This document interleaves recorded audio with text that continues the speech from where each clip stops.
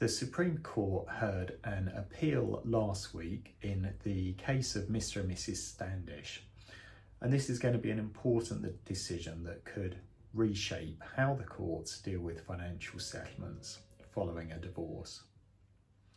So the case began about 5 years ago.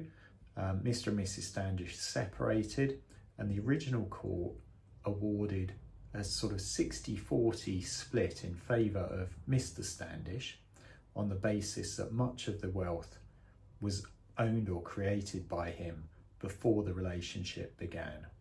Even though it was a long relationship, they had, I think, a 20-year marriage, 2 children, but the split was still very much in Mr. Standish's favour.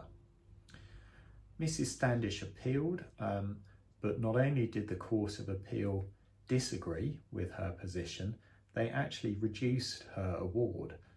So the original 40% left her with around £45 million, and the Court of Appeal reduced that down to around £25 million.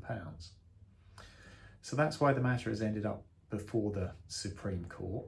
And the issues the Supreme Court has to address are going to have far-reaching consequences.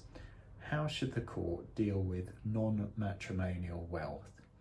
So typically that might be money owned or created by one person before a relationship, or which has arrived from an outside source, so typically an inheritance, maybe a gift from family. And these are really fiddly issues that affect divorces for most of us.